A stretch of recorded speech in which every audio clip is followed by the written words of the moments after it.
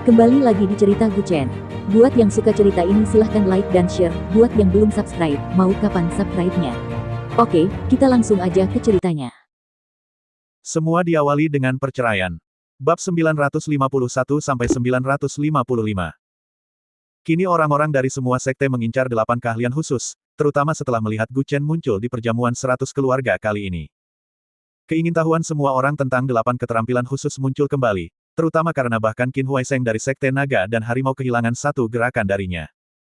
Ada pepatah yang beredar di dunia sebelumnya, bahwa salah satu dari 8 keterampilan unik dapat membawa perdamaian ke dunia. Semua orang telah melihat keterampilan Guchen. Dia menantang begitu banyak sekte dengan satu orang, dan bahkan Sekte Naga dan Harimau pun merasa malu dan kalah darinya. Tentu saja, tidak ada yang berani mengganggunya secara langsung, tetapi Tongtian Rui di tangan Lan Wancheng adalah teknik paling misterius dalam Taoisme, dan dia relatif mudah untuk diserang. Jika dia benar-benar menjadi sasaran, kemungkinan besar dia akan mendapat masalah daripada Guchen. Oh, Saudara Chen, jangan khawatir. Aku bahkan menyamar sedikit saat turun gunung, dan bahkan suaraku berubah. Jangan khawatir, aku jamin tidak ada yang akan mengenaliku. Cepat makan, kata Lan Wancheng di samping. Saat dia berbicara, dia meletakkan makanan yang dibelinya di atas meja. Yang disebut penyamarannya adalah memakai topi dan topeng di kepalanya. Jika tidak ada yang memperhatikannya, mereka bisa tertipu, tetapi ketika dia melawan Qin Huaisheng, Tongtian Ru langsung terungkap. Saya tidak tahu berapa banyak orang yang menatapnya, tetapi siapapun yang Anda perhatikan dengan serius, tidak peduli seberapa menyamarnya mereka, pasti dapat terlihat selama mereka muncul dalam garis pandang Anda. Mulai sekarang, tidak ada seorang pun yang boleh meninggalkan dari pandanganku. Guchen menoleh dan memandang semua orang dan berkata dengan lembut. Sekarang setelah kompetisi selesai, mereka harus meninggalkan Gunung Harimau Naga, tetapi Guchen punya rencana lain. Saat ini, di kaki gunung, di dalam B dan B. Sekelompok pria berjubah hitam sedang duduk di sebuah meja kecil. Apakah menurutmu anak laki-laki itu akan mengambil umpannya? Seorang pria berwajah gelap berbisik, saya telah bertanya sebelumnya bahwa wanita di sebelah anak laki-laki itu dikatakan memiliki beberapa penyakit mematikan. Kali ini saya datang ke Sekte Harimau Naga untuk mencari jalan. Kita telah membocorkan buku Matahari dan Bulan. Secara logika, menurut karakter anak laki-laki itu, dia pasti akan pergi ke Guru Surgawi untuk bertanya tentang masalah ini, atau dia akan langsung masuk ke paviliun kitab suci Tibet di rumah Tianxi. Pria lain berkata dari samping. Sulit untuk mengatakannya. Bagaimanapun, paviliun kitab suci Tibet adalah prioritas utama Sekte Naga dan Harimau. Dia baru saja bertarung dengan Qin Huaisheng. Mungkin agak sulit untuk membujuknya agar mengambil umpan. Buku Matahari dan Bulan sejauh ini adalah satu-satunya metode yang mungkin dapat mengendalikan kondisi Bai Ruohan. Pengobatannya pasti tidak bisa disembuhkan, tapi masih ada cara untuk mengendalikannya. Sama seperti kanker, penyakit ini sangat sulit disembuhkan, tapi masih ada kemungkinan untuk memperpanjang hidup Anda. Banyaknya orang yang datang kali ini tidak hanya mengincar Guchen dan Lan Wancheng. Kedua orang ini hanyalah episode kecil yang tiba-tiba muncul dalam rencana ini. Yang mereka inginkan adalah berbagai latihan, kitab suci, dan bahkan harta karun di Sekte Naga dan Harimau. Sekte Naga dan Harimau seperti rumah harta karun yang sangat besar, berisi puluhan ribu harta karun. Mereka ingin menggunakan Guchen sebagai martir.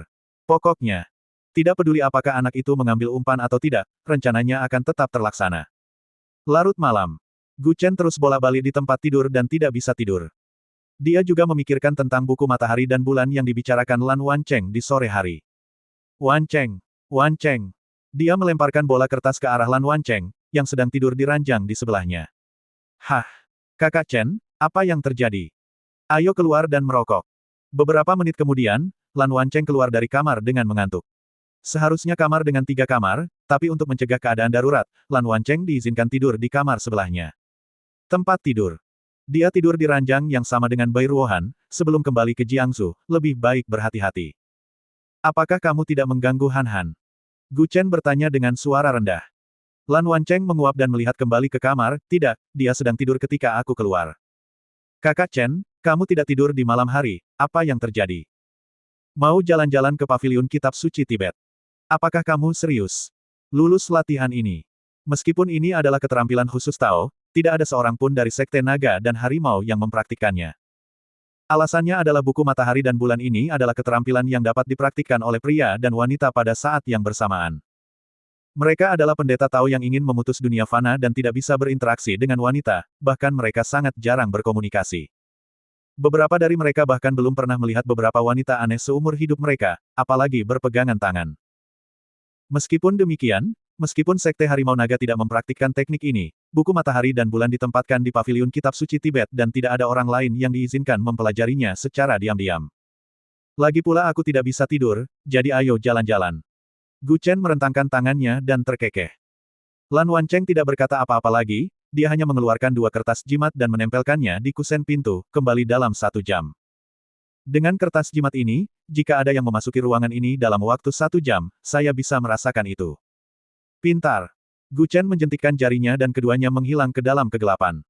Setelah berkeliaran dalam waktu yang lama, Gu Chen dan Lan Wancheng akhirnya menyadari betapa besarnya Sekte Naga dan Harimau dan betapa ketatnya penjagaannya. Paviliun kitab suci Tibet mereka memiliki tujuan yang sangat besar, terdapat sebuah menara di puncak gunung yang berisi kitab suci, teknik rahasia, teknik terlarang dan hal-hal lain yang telah diwariskan selama puluhan generasi. Mengatakan bahwa itu tak ternilai harganya adalah sebuah pernyataan yang meremehkan. Akhirnya, 10 menit kemudian, keduanya lolos dari berbagai penjaga dan tiba di lantai bawah paviliun kitab suci Tibet. Wow, apakah ini paviliun pengumpulan kitab suci Sekte Naga dan Harimau? Gu Chen mengangkat kepalanya dan melihat ke menara dan berkata dengan takjub. Menara ini terlihat seperti berada di atas awan dari kejauhan, namun jika dilihat dari dekat ternyata berada di atas air. Dibangun di dalam kolam dengan rantai khusus di sekelilingnya, dan air kolam tanpa dasar menambah sedikit keanehan dan misteri menara. Siapa sangka saat kita mendekati puncak gunung, di dalamnya akan terdapat genangan air yang begitu besar, dan menara tersebut seolah-olah tidak memiliki fondasi dan seolah-olah mengambang di atas air. Dibangun pada tahun 1086 dinasti Song Utara. Lan Wancheng juga berjongkok di tanah dan melihat tablet batu dan berseru. Gu Chen tidak bisa menahan diri untuk tidak menamparkan kepalanya, pelankan suaramu, atau orang lain akan tahu kita ada di sini. Ayo naik dan lihat apakah kita bisa masuk. Mereka juga melompat ke menara, naik selangkah demi selangkah. Tapi yang aneh adalah ada jendela di setiap lantai, tapi Anda tidak bisa melihat apa yang terjadi di dalamnya. Saudara Chen. Saat Gu Chen sedang bersandar di lantai 3 sambil memandang keluar jendela, Lan Wancheng melambai padanya, di lantai 5. Jendelanya terbuka. Tunggu aku. Memanfaatkan cahaya bulan, Gu Chen meraih atap dengan satu tangan dan melompat dengan lembut, dan segera naik ke 2 lantai, dari lantai 3 ke lantai 5. Saudara Chen, ayo masuk dari sini, mungkin kita bisa menemukan buku matahari dan bulan. Lan Wancheng menoleh untuk melihatnya dan berkata dengan lembut. Yang terbaik adalah masuk dari lantai 5. Umumnya, teknik yang paling bagus dan kuat ditempatkan di atas. Mungkin Anda bisa menemukan buku matahari dan bulan jika Anda masuk langsung. Tapi, tepat ketika Gu Chen berkata tidak apa-apa, sepasang tangan tiba-tiba terulur dari jendela di lantai 5. Sesosok dengan rambut acak-acakan terbentang dari jendela, tangannya bersinar hijau, dan dia langsung ingin mencekik leher Lan Wancheng. Hati-hati. 2 jarum perak keluar dan mengenai tangan. Lalu terdengar auman binatang buas. Lan Wancheng sangat ketakutan hingga dia terjatuh dari lantai 5, Saudara Chen. Pegang aku. Di kejauhan, cahaya tersebar, yang jelas membuat penjaga di sekitarnya waspada. Sekarang Lan Wancheng terus jatuh, Gu Chen pasti tidak akan bisa menangkapnya. Dengan kemampuannya, pasti tidak masalah jika dia terjatuh seperti ini. Qimendunjia, Kanzi, naga pengembara bumi. Setelah membuat rahasianya, Lan Wancheng segera terjun ke tanah, seperti Tu Xingsun, menggali masuk dan keluar dari tanah, dan segera melarikan diri. Gu Chen juga berlari ke dalam kegelapan dengan kecepatan kilat. Jelas tidak kondusif untuk melanjutkan pencarian di sini sekarang. Sesampainya di luar tembok paviliun kitab suci Tibet, Lan Wancheng merangkak keluar dari tanah dan meludahkan seteguk tanah ke tanah, sial. Apa yang terjadi? Siapa monster itu tadi? Itu membuatku takut. Tanah suci seperti Sekte Harimau Naga, mustahil peri dan hantu muncul, dan ini adalah paviliun sutra, bukan menara penindas iblis. Mengapa ada monster yang acak-acakan di dalam? Gu Chen juga berdiri dan bingung. Mungkinkah dia adalah ahli dari Sekte Naga dan Harimau? Karena dia gila atau melanggar beberapa perintah, dia dikurung di sini. Aku tidak tahu. Ayo kembali dulu. Kita kembali lain kali. Apakah kamu akan datang lagi? Aku belum mendapatkan apapun. Aku tidak akan rela pergi. Mendengarkan berdasarkan apa yang dia katakan, besok tidak akan mungkin. Dia berencana meninggalkan Sekte Harimau Naga. Mereka di sini. Cepat kemari. Seru seorang pendeta Tao kecil. Dalam sekejap, cahaya berbagai obor menyala. Gu Chen dan Lan Wancheng baru saja hendak pergi ketika tiba-tiba cahaya keemasan jatuh dari langit. Pegang pisau kupu-kupu di tangan Anda. Panggilan. Wow. Jaring emas besar ini dengan cepat terputus. Ayo pergi. Pagi hari. Sekitar jam 5 pagi. Orang normal pasti masih tidur saat ini, tetapi saat ini di Sekte Harimau Naga, mereka sudah mulai bangun dan bersiap untuk makan dan senam pagi. Di aula kepala Sekte Naga dan Harimau. Pagi-pagi sekali semua tetua berkumpul. Lihat. Anak itu benar-benar bisa memotong jaring penelan langitku dengan sesuatu. Kata pendeta Tao berbaju hitam dengan marah. Guru surgawi mengelus janggutnya dan tersenyum ringan, jangan gigit anak itu. Kita belum menangkap siapapun, jadi jangan bicara omong kosong.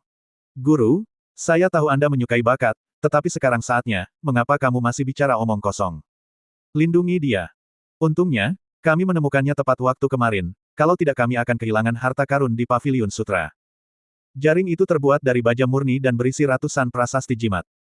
Setiap benangnya memiliki rune di atasnya, bisa mengukir prasasti di jaringan ini adalah hal yang sangat sulit dilakukan, namun dibelah dengan pisau. Selain memiliki kekuatan internal yang kuat, lawan juga harus memiliki senjata yang berguna. Mereka masih percaya pada orang-orang dari Sekte Naga dan Harimau. Secara umum, tidak ada yang berani menerobos Paviliun Sutra di malam hari anggota Sekte Naga dan Harimau, maka mereka hanya bisa memikirkan seseorang. Itu Guchen yang masih tinggal di halaman belakang. Awalnya, dia tinggal di B dan B di kaki gunung, tetapi Master Surgawi merasa bahwa dia baru saja melakukan pertempuran yang begitu indah, dan dia telah mengungkap Qianlong Jue. Jika dia pergi dalam keadaan seperti itu, dia mungkin diserang oleh orang lain sekte di sepanjang jalan. Menargetkan dan mempersulit segalanya. Jadi mereka sengaja menyisihkan 2 kamar tamu untuk Guchen dan yang lainnya. Oke, tidak masalah. Perkuat saja perlindungannya. Guru surgawi tua itu berpikir itu tidak masalah, melambaikan tangannya dan berkata dengan lembut. Guru, biar ku beritahu, kita bisa mengantar orang-orang itu turun gunung saat fajar. Guru surgawi mengangkat kepalanya dan melirik ke arah Qin Huaisheng, yang diam di sampingnya, dan bertanya dengan suara rendah, cucu, bagaimana menurutmu? Memang ada terlalu sedikit penjaga di Paviliun Harta Karun, dan orang-orang segera menemukan berbagai celah untuk menyelinap. Ini juga mengingatkan kita. Qin Huaisheng berkata dengan hormat dengan tangan terkepal, saya pikir lebih baik melupakannya, dan kita tidak menangkapnya. Bagaimana jika itu orang lain? Ada apa denganmu, nak? Kenapa kamu menahannya dan berbicara?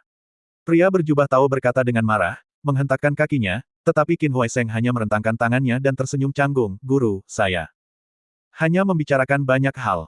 Pahlawan menghargai pahlawan. Guru benar. Jika Anda tidak menangkap seseorang, kita tidak bisa berada dalam kegelapan di baliknya. Tidakkah kamu lihat? Muridmu lebih berpengetahuan daripada kamu, gurunya. Sinar matahari menyinari jendela ke ruang tamu di halaman belakang. Mungkin karena mereka keluar, Guchen dan Lan Wancheng juga tidur sampai jam 8 pagi. Saat dia bangun, Bai Ruohan sudah menatapnya dengan 2 mata besar dan tersenyum. Bangun setiap pagi untuk memeluk wanita cantik adalah salah satu hal terindah di dunia. Kenapa kamu bangun pagi-pagi sekali? Guchen memeluknya dengan satu tangan dan berbisik. Bai Ruohan meringkuk dalam pelukannya, sudah siang. Ini sudah jam 8. Saudaraku, kamu biasanya bangun setelah jam 6. Kenapa kamu tetap di tempat tidur di siang hari? Aku. Apa yang ingin dia katakan? Dia tidak bisa begitu saja mengatakan bahwa dia pergi bermain di tengah malam dan baru saja kembali tidur, kan?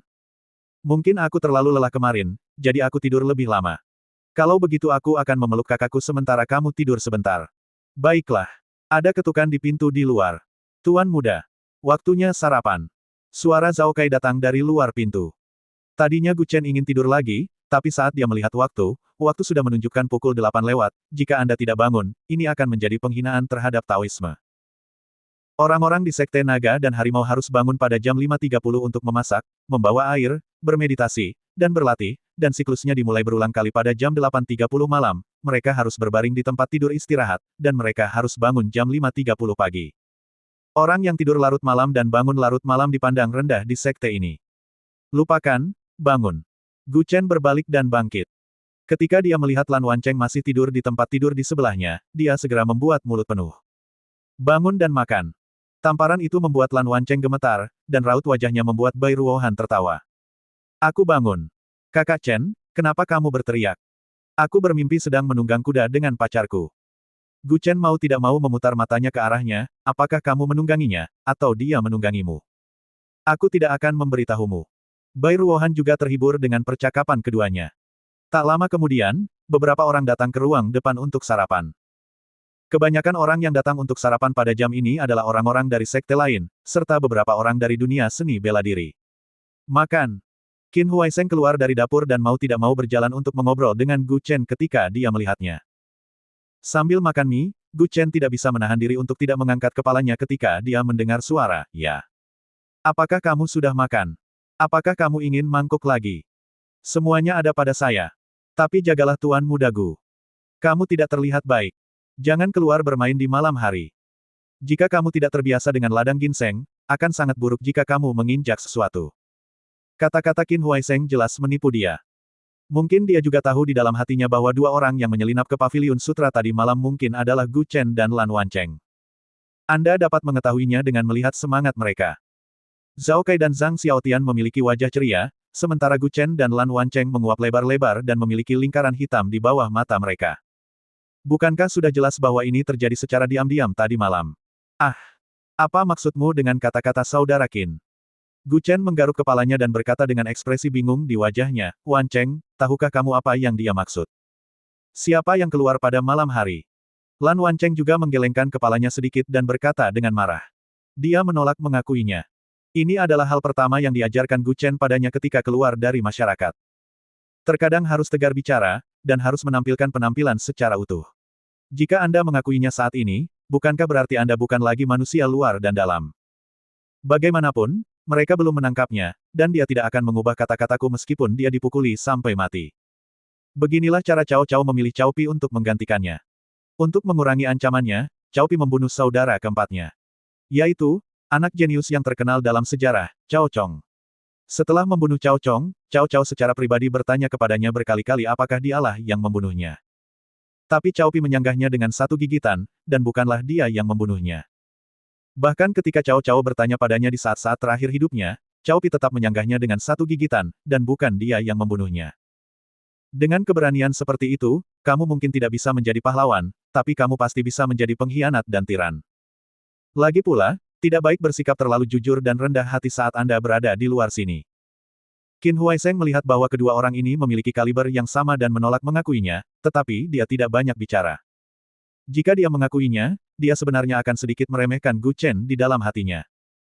Orang yang benar-benar pintar mengatakan hal yang benar pada waktu yang tepat, daripada hanya mengatakan semuanya setiap kali seseorang bertanya.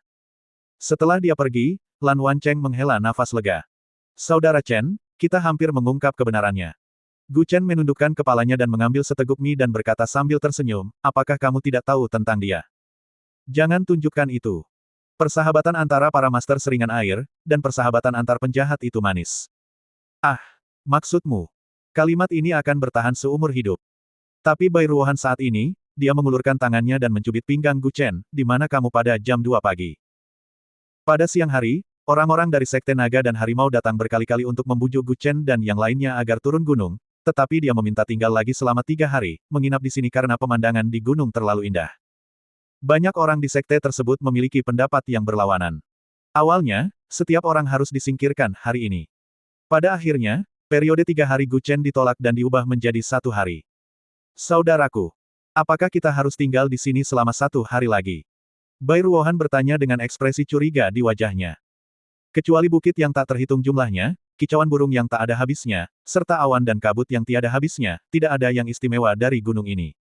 Dengan Gu Chen menemaninya, dia bisa bertahan hidup di gunung. Jika dia sendirian, Bai Ruohan mungkin harus pergi kemarin. Siapa yang saat ini sanggup menanggung hidup karena tidak bisa bermain-main dengan ponsel? Sejak kemarin sore, ponsel Bai Ruohan kehabisan baterai saat bermain. Sekte Harimau Naga relatif primitif, dan pasti tidak ada jacknya, tapi dia tidak ingin menimbulkan masalah, jadi dia memikirkannya setelah turun gunung. Akibatnya, Gu Chen masih harus tinggal di pegunungan selama 1 hari, menunda tanggal yang mereka sepakati untuk kembali ke Jiangsu. Lan Wancheng mengaitkan tangannya ke samping, dan Gu Chen berjalan mendekat sementara Bai Ruohan kembali ke kamar. "Saya hanya pergi ke sana untuk melihat-lihat. Jumlah orang di sekitar Paviliun Sutra meningkat 2 kali lipat. Mengapa kita tidak langsung menemui guru surgawi dan menghabiskan miliaran untuk membeli benda itu?" Gu Chen menggelengkan kepalanya tak berdaya dengan kedua tangannya, beberapa hal tidak dapat diukur dengan uang. Misalnya, seseorang menghabiskan 10 miliar untuk membeli Tong Tianlu, apakah kamu akan menjualnya? Jika itu masalahnya, ketika kakekku mengetahuinya, dia pasti menghapusku dari silsilah keluarga. Kamu juga tahu. Jadi kita perlu membicarakan masalah ini dengan hati-hati. Jika kita bertanya langsung tentang buku matahari dan bulan, bukankah itu membuktikan bahwa kitalah yang menyelinap masuk dini hari tadi? Apakah dua orang di Paviliun Sutra hanya kita berdua? Gu Chen juga ingin bertahan lama, dia benar-benar tidak dapat menemukan kesempatan untuk mendekati Paviliun Sutra lagi, jadi dia kembali ke kamarnya untuk tidur. Melihat waktu, saat itu baru pukul 10 malam, tetapi Sekte Harimau Naga telah lama tertidur dalam kegelapan. Jika kita berada di Jiangsu saat ini, itu akan menjadi awal dari kehidupan malam. Berbaring di tempat tidur, tertidur ringan. Tidur, tidur. Tiba-tiba dia merasakan suhu di sekitarnya semakin panas. Apa yang terjadi? Ini belum musim panas. Lan Wancheng bergumam sambil membalikkan badan dalam keadaan mengantuk. Setengah tertidur dan setengah terjaga, Gu Chen tiba-tiba membuka matanya. Berbalik, dia melihat bagian luar jendela sudah terbakar. Kemarilah. Cepat matikan apinya. Cepat matikan apinya.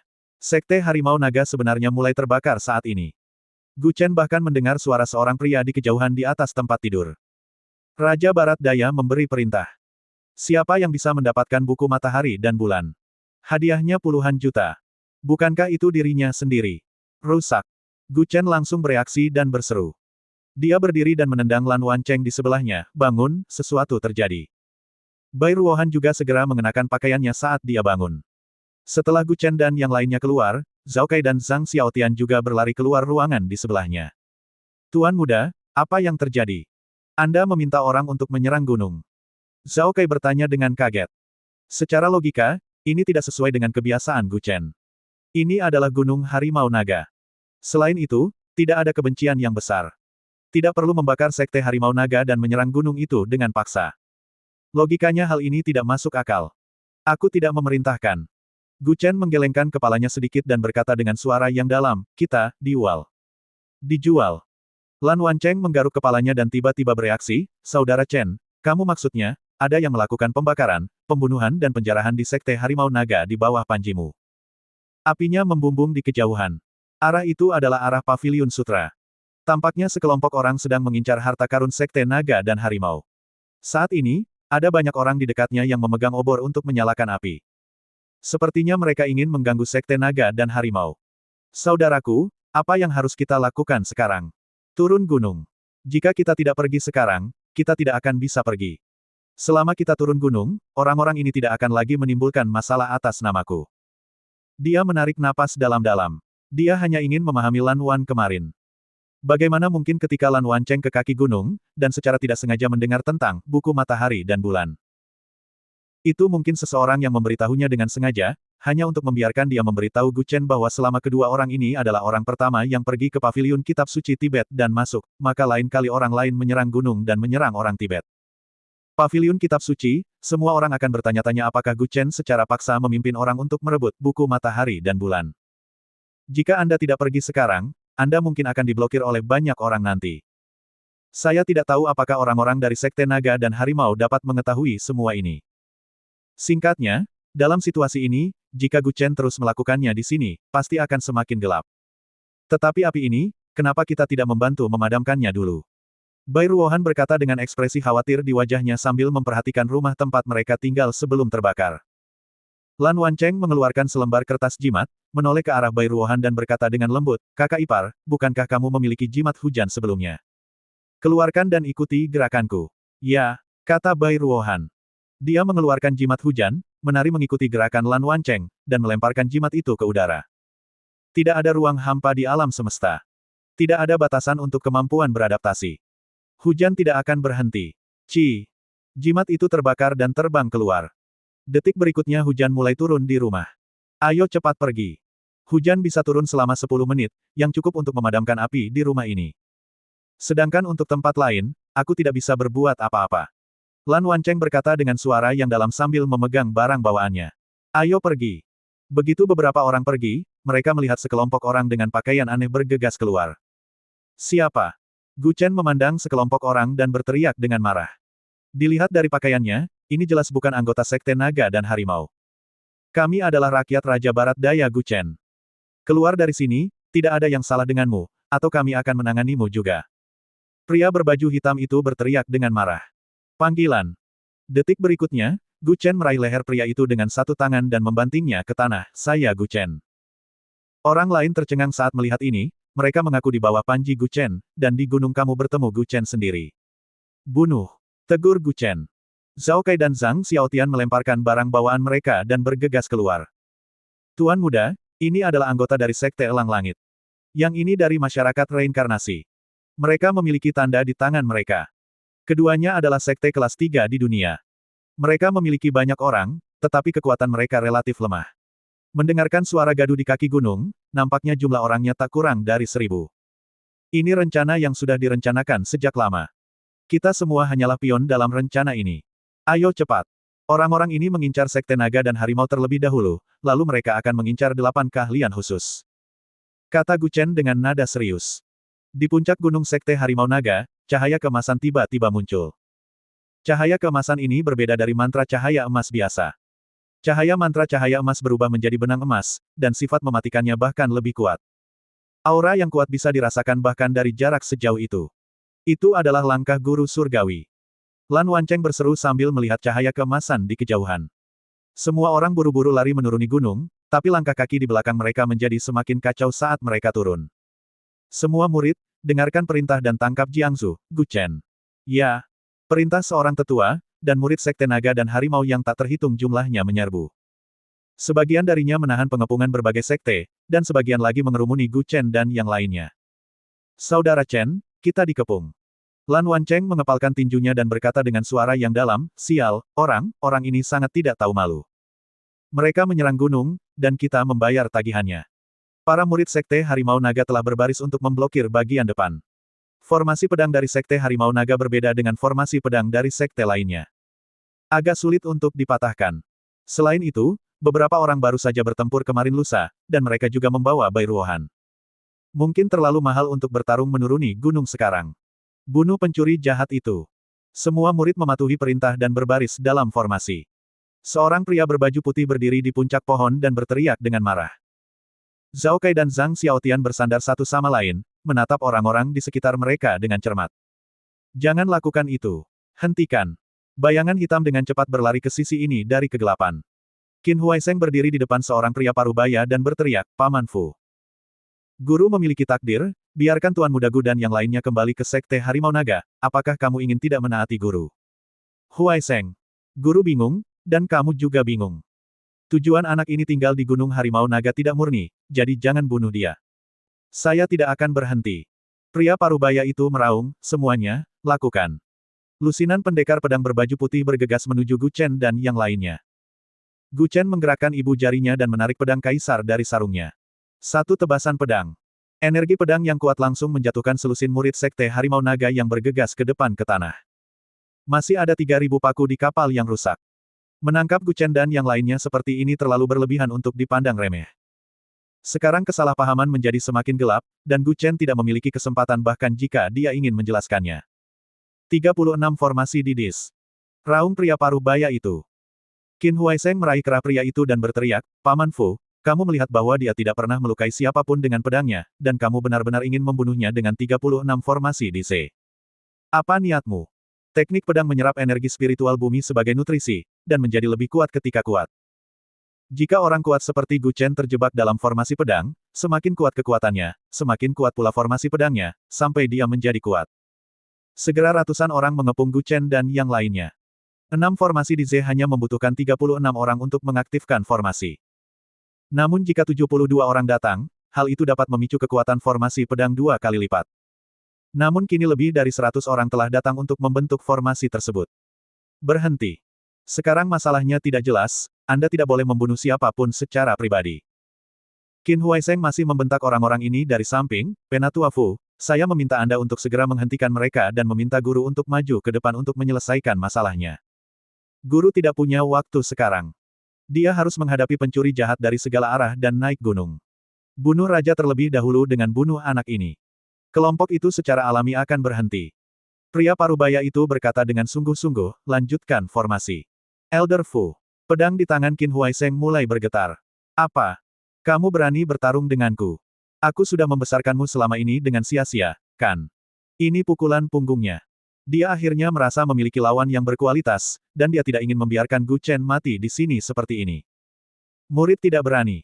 Minggir. Gu Chen sangat tersentuh ketika dia melihat Qin Huaisheng bekerja sangat keras untuk melindungi dirinya dalam formasi. Menyenangkan untuk dilihat. Sekarang nampaknya orang tersebut sebenarnya tidak berpikiran buruk, dia hanya selalu berdiri di tempat yang tinggi dan memiliki visi yang tinggi serta tidak pernah meremehkan siapapun. Saudara Qin, saya berterima kasih atas pembaan Anda. Dan ada satu hal yang harus saya jelaskan. Saya tidak ada hubungannya dengan orang-orang yang mendaki gunung ini. Saya telah di-JAM. Tolong jelaskan kepada guru surgawi. Gu Chen berkata dengan tangan terkepal di tinjunya. Jika kamu harus bertarung, kamu tetap harus bertarung. Bahkan jika Qin Huaisheng sendiri percaya bahwa Gu Chen tidak berkolusi dengan sekte-sekte ini untuk menyerang gunung, itu tidak ada gunanya. Keyakinannya tidak berarti bahwa sekte harimau naga mempercayainya. Awalnya ada konflik dalam sekte naga dan harimau. Guru surgawi tua ingin mempromosikan Qin Huaisheng sepenuhnya dan secara langsung mengabaikan murid dari tetua lainnya, sehingga banyak orang juga memiliki ketidakpuasan di hati mereka. Tapi dia adalah anggota dari sekte naga dan harimau, dan tidak mungkin untuk putus dengan seluruh sekte karena Gu Chen, dan hubungan antara keduanya belum begitu kuat. Formasi dimulai. Kali ini, Lan Wancheng juga menampilkan Tong Tianru tanpa ragu-ragu di depan umum. Cahaya biru melesat ke langit, dan 8 jimat besar muncul di udara di depan semua orang. Banyak orang melihat semburan cahaya ini. Niat awal 36 formasi dis adalah untuk menargetkan Gu Chen, tapi dia mengabaikan orang ini, Lan Wancheng. Bang! Di tenggara Gunung Harimau Naga, getarannya terus terdengar. Mereka yang terus menyerang gunung dan membakarnya mau tidak mau diam-diam kagum ketika melihat pemandangan ini. Apakah ini Tong Tianlu di antara 8 keterampilan unik? 10 menit kemudian, ratusan murid Sekte Naga dan Harimau langsung terguncang oleh cahaya biru yang kuat, dan Lan Wancheng berjongkok di tanah sambil terengah-engah. Tadi, 36 formasi dis terus-menerus menyerap kekuatan Tong Tianlu, seperti balon. Ketika mencapai puncak, ia masih menyerap, dan langsung meledak. Lan Wancheng mematahkan formasi depan, dan Gu Chen mematahkan formasi belakang. Formasi pedang yang kuat tidak lebih dari itu di depan mereka berdua, dan ini bahkan ketika beberapa dari mereka belum pulih dari luka mereka. Saudara Chen, kamu duluan, aku bisa menahannya sebentar. Lan Wancheng berdiri, membentuk segel dengan tangannya, dan beberapa jimat terbang keluar dari belakang. Gu Chen meraih lengannya dan menghela nafas, oke. Tidak perlu berkelahi. Dia ada di sini. Dia. Saat Lan Wancheng masih kebingungan, ribuan helai cahaya keemasan tidak jauh dari situ sudah bergerak menuju sisi ini. Ini berarti guru surgawi telah tiba. Semua murid sekte berdiri di kedua sisi. Guru surgawi tua berjalan menuruni tangga batu dengan anggun, masih terlihat begitu baik dan ramah. Dia memandang Gu Chen dan tersenyum ringan, adik kecil, saya mungkin harus berbuat salah kepada Anda untuk saat ini. Tunggu sampai saya mengetahui masalahnya. Bagaimana kalau aku memberimu keadilan? Saudara Chen, apa yang kita lakukan? Lan Wancheng berbisik di telinganya. Gu Chen tidak bisa menahan diri untuk tidak menyodoknya dengan sikunya, aku sakit. Guru surgawi tua dari Tianxi Mansion sekarang menjadi tokoh terkemuka di dunia. Jika dia mengatakan dia yang kedua, tidak ada yang berani mengatakan dia yang nomor 1. Dia begitu kuat sehingga setiap generasi guru surgawi akan mewarisi warisan kekuatan internal dari puluhan generasi guru surgawi sebelumnya. Bukankah itu hanya mimpi untuk bertarung dengannya? Menghadapi guru Zhang setara dengan menghadapi puluhan guru surgawi generasi sebelumnya. Cara paling cerdas adalah berkompromi saat ini. Jika Anda tidak bisa bertarung lagi dan lagi, tidak realistis untuk melarikan diri. Kalau begitu aku hanya ingin bertanya padamu, bisakah guru surgawi menjamin keselamatan kami? Gu Chen menoleh dan menatap guru surgawi dan berkata dengan lembut. Tentu saja. Saya jamin dengan kepribadian saya. Oke. Gu Chen memasukkan pedang ke sarungnya dan menaruh pedang di punggungnya. Mencegahmu melarikan diri. Serahkan pedangmu dan semua ranselmu kepadaku. Kata pria parubaya botak itu dengan suara yang dalam. Dia sudah siap untuk berkompromi, tetapi ketika Gu Chen mendengar ini, dia tidak bisa menahan diri untuk tidak tersipu. Gu Chen tampak marah dan berkata, jangan lepaskan baju besimu dalam hidup, dan jangan serahkan pedangmu dalam kematian. Ini adalah kualitas paling dasar dari seorang pendekar pedang. Satu-satunya cara untuk bertahan hidup adalah dengan mati dalam pertempuran. Tidak ada pendekar pedang yang bertangan kosong. Guru surgawi tua itu berkata dengan tenang, situasinya menjadi lebih rumit sekarang. Setelah saya mengetahui apa yang terjadi, saya berjanji akan mengembalikan semua barang ini kepada Anda.